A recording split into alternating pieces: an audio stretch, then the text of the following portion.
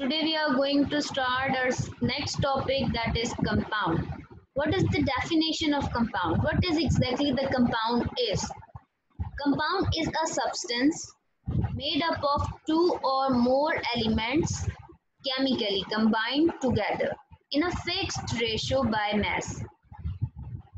दो या दो से ज्यादा एलिमेंट्स केमिकली कंबाइन हो, फिजिकली नहीं, केमिकली आपस में कंबाइन हो जाएं एक फिक्स्ड रेशियो के साथ, उसे हम कहते हैं कंपाउंड। जैसे वाटर एक कंपाउंड है, उसमें फिक्स्ड रेशियो होती है हाइड्रोजन एंड ऑक्सीजन की। हाइड्रोजन के 2 एटम्स होते हैं और ऑक्सीजन का 1 एटम, तो इसे हम कह रहे हैं कि ये फिक्स्ड रेशियो है। बाय मास दोनों की फिक्स्ड रेशियो यूज हो रही है, सो दैट मीन्स ऑक्सीजन और हाइड्रोजन एक फिक्स क्वांटिटी के साथ, फिक्स नंबर्स के साथ, फिक्स एटम के साथ आपस में ज्वाइन होकर वाटर का मॉलिक्यूल बनाए। अगर मैं इसको बाय मास देखूं तो हाइड्रोजन के 2 एटम्स हैं, तो ये 1 एटम का जो है वो मास कितना होता है, 1 हाइड्रोजन एटम का मास कितना होता है 1, एटॉमिक मास 1, तो 2 हैं तो 2 हो गया। और ऑक्सीजन का कितना होता है 16 बाय मास। ठीक है, ऑक्सीजन का एटॉमिक मास होता है 16 और एटॉमिक नंबर होता है 8। ये हमें पता है कि ऑक्सीजन का एटॉमिक नंबर 8 है और एटॉमिक मास 16। तो हम कह रहे हैं एटम्स एलिमेंट्स केमिकली कंबाइन हो by fix ratio, so that means ये रेशियो बता रहे हैं, हाइड्रोजन की रेशियो 2, ऑक्सीजन की ratio 16, so that means 2 1 are 2, मैं इसे इस तरह भी लिख सकती हूँ, और 2 8 are 16, तो 1 ratio 8, so that mean hydrogen की रेशियो 1 और ऑक्सीजन की रेशियो 8। इस रेशियो के साथ ये केमिकली आपस में कंबाइन है, ये एलिमेंट्स केमिकली इस रेशियो के साथ कंबाइन हैं। इन एलिमेंट्स को आप फिजिकली नहीं तोड़ सकते। क्या आप फिजिकली हाइड्रोजन और ऑक्सीजन को अलग कर सकते हैं? नहीं। आपको हाइड्रोजन और ऑक्सीजन को अलग करने के लिए केमिकल मीन्स ही अडॉप्ट करने पड़ेंगे, केमिकली ही रिएक्शन करवाने पड़ेंगे, ताकि हाइड्रोजन गैस और ऑक्सीजन गैस सेपरेट होकर आपको ये ऑक्सीजन और हाइड्रोजन के एलिमेंट्स सेपरेटली मिल सकें। फिजिकली आप वाटर में हाइड्रोजन और ऑक्सीजन को सेपरेट फिजिकली नहीं कर सकते, ना ही आप इन्हें इनके कॉन्स्टिट्यूएंट में तोड़ सकते हैं, ना ही आप फिजिकली इनमें कोई चेंज ला सकते हैं। आप चेंजेस चाहते हैं वाटर में कि इनके एटम्स में चेंज आ जाए, नंबर्स में ये सेपरेट हो जाए, तो आपको कोई केमिकल रिएक्शन ही परफॉर्म करना पड़ेगा। एक और एग्जांपल ले लेते हैं, जैसे कि कार्बन डाइऑक्साइड है। कार्बन डाइऑक्साइड में कार्बन का 1 एटम होता है और ऑक्सीजन के 2 एटम्स होते हैं, तो कार्बन का एटॉमिक मास हमें पता है 12 होता है, एटॉमिक नंबर 6 और एटॉमिक मास 12 और रेशियो ऑक्सीजन का मैंने आपको बताया एटॉमिक मास 16 है, एटॉमिक नंबर 8, एटॉमिक मास 16। लेकिन यहाँ आप देख सकते हैं कि ऑक्सीजन के 2 एटम्स हैं, तो आप 16 को मल्टीप्लाई कर दीजिए 2 से, तो 16 को 2 से मल्टीप्लाई करेंगे क्योंकि ऑक्सीजन के 2 एटम्स हैं, तो ये हो जाएगा 32।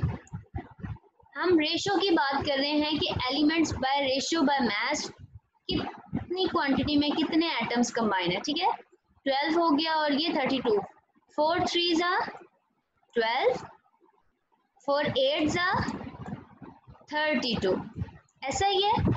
तो ये कार्बन एंड ऑक्सीजन के 2 एटम्स किस रेशियो के साथ कंबाइन है, सॉरी 4 3s are 12 और 4 8s are 32।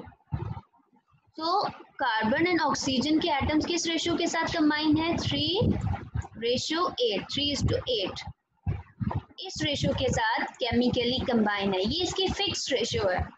इस फिक्स्ड रेशियो के साथ ही जो एलिमेंट्स हैं वो केमिकली कंबाइन होकर एक स्पेसिफिक कंपाउंड बनाते हैं।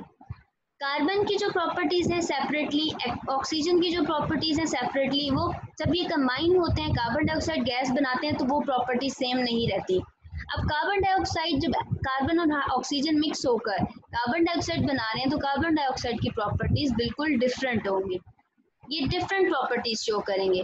कार्बन जो प्रॉपर्टीज शो कर रहा है वो भी नहीं, जो ऑक्सीजन प्रॉपर्टीज शो कर रहा है वो भी नहीं, कार्बन डाइऑक्साइड की बिल्कुल डिफरेंट प्रॉपर्टीज होती हैं। केमिकली एलिमेंट्स जब कंबाइन हो जाते हैं तो एक न्यू कंपाउंड बना लेते हैं, और जो न्यू कंपाउंड होता है उसकी अपनी प्रॉपर्टीज होती हैं, वो एक स्पेसिफिक फिक्स रेशियो के साथ ज्वाइन होते हैं बाय मैस। नेक्स्ट आते हैं, हम डिस्कस करते हैं आयोनिक और कोवैलेंट कंपाउंड को। टू टाइप के कंपाउंड्स हैं, आयोनिक और कोवैलेंट। इन दोनों में क्या डिफरेंस है? आयोनिक कंपाउंड्स बेसिकली आयंस के मिलने से बन रहा है, और कोवैलेंट कंपाउंड जो है वो कार्बन और हाइड्रोजन के कंपाउंड्स होते हैं और उनके डेरिवेटिव्स। आयोनिक कंपाउंड जो है वो इंडिपेंडेंट मॉलिक्यूलर फॉर्म में नहीं प्रेजेंट होते। आयोनिक कंपाउंड्स एक क्रिस्टल लैटिस बनाते हैं, एक क्रिस्टल जैसा स्ट्रक्चर बनाते हैं ionic compounds. Ionic compounds molecular form में एग्जिस्ट नहीं करते, वो आयोनिक क्रिस्टल फॉर्म में यानी कि क्रिस्टल लैटिस फॉर्म में प्रेजेंट। इसका क्या मतलब है? क्रिस्टल लैटिस में होने का मतलब है कि जो भी एक एलिमेंट है उसको सराउंड किया होता है अपोजिट चार्ज ने। जैसे फॉर सपोज इस एटम का चार्ज पॉजिटिव है तो इसे सराउंड किया होगा नेगेटिव चार्जेस ने। क्लियर है? फॉर सपोज ये पॉजिटिव चार्ज है तो इसे यहाँ देखिए नेगेटिव और नेगेटिव चार्ज ने सराउंड किया हुआ है। तो ionic compounds basically molecular form में एग्जिस्ट नहीं करता, ये क्रिस्टल लैटिस की फॉर्म में प्रेजेंट होता है। क्रिस्टल लैटिस मीन के एक चार्ज को, जैसे पॉजिटिव चार्ज है तो उसे नेगेटिव चार्जेस ने सराउंड किया होगा, और अगर नेगेटिव चार्ज है तो उसे पॉजिटिव चार्जेस ने सराउंड किया होगा। एक क्रिस्टल लैटिस की फॉर्म में एग्जिस्ट करते हैं। मॉलिक्यूलर कंपाउंड्स में यानी कि कोवैलेंट कंपाउंड्स में जो मॉलिक्यूल के फॉर्म में एग्जिस्ट करते हैं, कंप्लीटली मॉलिक्यूलर फॉर्म में एग्जिस्ट करते हैं, वो होते हैं कोवैलेंट कंपाउंड्स। वो क्रिस्टल्स नहीं बनाते, क्रिस्टल लैटिस फॉर्म में नहीं होते, वो मॉलिक्यूलर फॉर्म में एग्जिस्ट करते हैं। मॉलिक्यूलर फॉर्म में एग्जिस्ट करते हैं तो हम उनके फॉर्मूले को कहते हैं मॉलिक्यूलर फॉर्मूला। क्या कहते हैं? Molecular formula.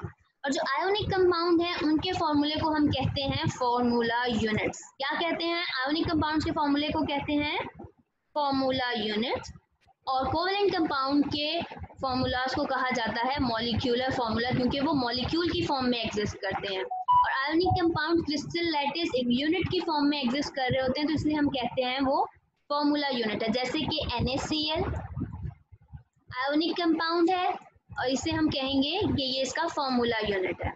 सोडियम क्लोराइड है। पोटेशियम ब्रोमाइड KBr ये भी एक आयोनिक कंपाउंड है, इसे भी हम कहेंगे ये पोटेशियम ब्रोमाइड का फॉर्मूला यूनिट है। कॉपर सल्फेट आयोनिक कंपाउंड है, ये उसका फॉर्मूला है, इस फॉर्मूले को हम कहेंगे फॉर्मूला यूनिट, बिकॉज ये आयोनिक कंपाउंड है, ये मॉलिक्यूलर फॉर्म में एग्जिस्ट नहीं करते, क्रिस्टल लैटिस बनाते हैं, फॉर्मूला यूनिट्स इनके फॉर्मूले कहलाते हैं।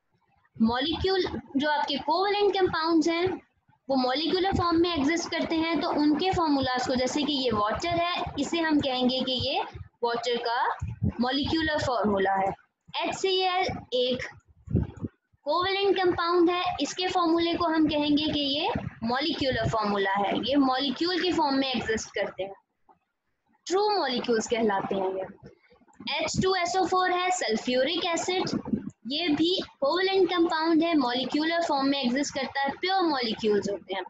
मीथेन CH4 मॉलिक्यूलर फॉर्मूला होता है इनका भी, ये प्योर मॉलिक्यूल की फॉर्म में एग्जिस्ट करते हैं। कोवैलेंट कंपाउंड्स के आयोनिक कंपाउंड्स के फॉर्मूलाज को फॉर्मूला यूनिट और कोवैलेंट कंपाउंड के फॉर्मूलाज को मॉलिक्यूलर फॉर्मूला कहा जाता है।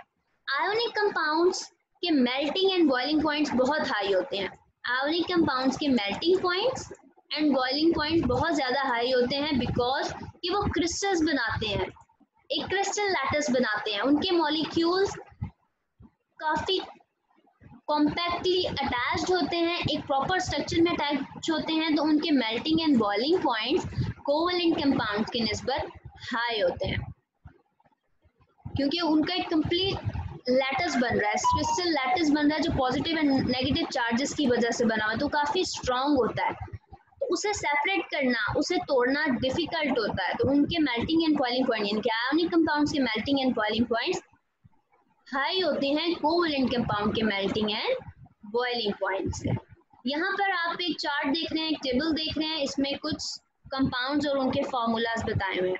वाटर का formula, chemical formula H2O, hydrogen के 2 एटम, ऑक्सीजन का 1, ये वाटर का फार्मूला। ठीक है, उसके अलावा नेक्स्ट देखिए सोडियम क्लोराइड, जिसे आप कॉमन सॉल्ट भी कहते हैं और टेबल सॉल्ट भी कहते हैं, जो आपके घरों में प्रेजेंट है। उसका फार्मूला होता है NaCl। एन कैपिटल, हमने सिंबल्स सीखे थे लास्ट टाइम, पहला लेटर कैपिटल होता है और उसका सेकंड लेटर स्मॉल लेटर्स में लिखते हैं। इस तरह क्लोराइड में C पहला कैपिटल और L स्मॉल लेटर्स में। ये मिस्टेक नहीं करनी, अगर आप इसे इस तरीके से लिख देंगे तो ये बिल्कुल गलत है, ये सोडियम क्लोराइड का फॉर्मूला नहीं है। This is a formula of sodium chloride, this is wrong, ये बिल्कुल भी आप नहीं लिख सकते। अगर एग्जाम्स में आप इस तरीके से लिखेंगे तो वो गलत होगा। ठीक है, तो आपने इन चीज़ों का ख्याल रखना है कि सिंबल और वैलेंसीज शो करते हुए, एटम्स शो करते हुए बिल्कुल करेक्ट वैल्यूज लिखें, वरना फॉर्मूला चेंज हो जाता है। नेक्स्ट देखिए सैंड का फॉर्मूला लिखा हुआ है, सिलिकॉन डाइऑक्साइड सैंड। सैंड का फॉर्मूला है सिलिकॉन का 1 एटम, ऑक्सीजन के 2 एटम, सिलिकॉन डाइऑक्साइड, डाई का मतलब होता है 2, तो डाइऑक्साइड, ऑक्साइड ऑक्सीजन से, डाइऑक्साइड, सिलिकॉन डाइऑक्साइड। एक फिक्स्ड रेशो में इनके एलिमेंट्स भी कंबाइन होकर सैंड का फॉर्मूला बना रहे हैं, केमिकल फॉर्मूला। नेक्स्ट देखिए सोडियम हाइड्रोक्साइड, कॉस्टिक सोडा भी जिसे कहा जाता है, इसका फॉर्मूला है NaOH। अब यहाँ पर देखें Na तो एक एलिमेंट है, ऑक्सीजन 1 और हाइड्रोजन 1, आपने O भी कैपिटल लिखा है, H भी कैपिटल लिखा है, और सोडियम का N कैपिटल लेटर और A स्मॉल लेटर, क्योंकि ये एक एलिमेंट है। तो कोई एक एलिमेंट का जब आप सिंबल लिखते हैं तो उसका फर्स्ट लेटर, जिसमें 2 लेटर्स हों, उसका फर्स्ट लेटर कैपिटल लिखते हैं और सेकंड लेटर स्मॉल लिखते हैं। तो ये है sodium hydro oxide, sodium H से हाइड्रो, ऑक्सीजन से ऑक्साइड, सोडियम हाइड्रो ऑक्साइड।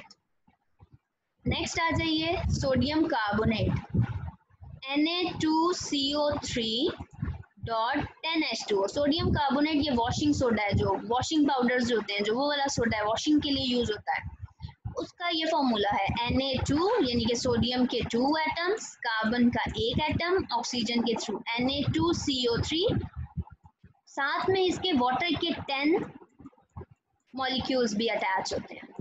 ठीक है, ये है वॉशिंग सोडा का फॉर्मूला Na2CO3। CO3 कहते हैं कार्बोनेट, CO3 कहलाता है कार्बोनेट, और Na2 ये सोडियम है, आपको पता है, CO3 को कहते हैं कार्बोनेट।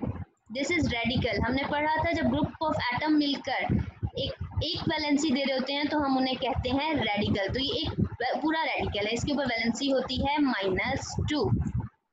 क्लियर है, तो ये है कार्बोनेट, तो ये हो गया सोडियम कार्बोनेट।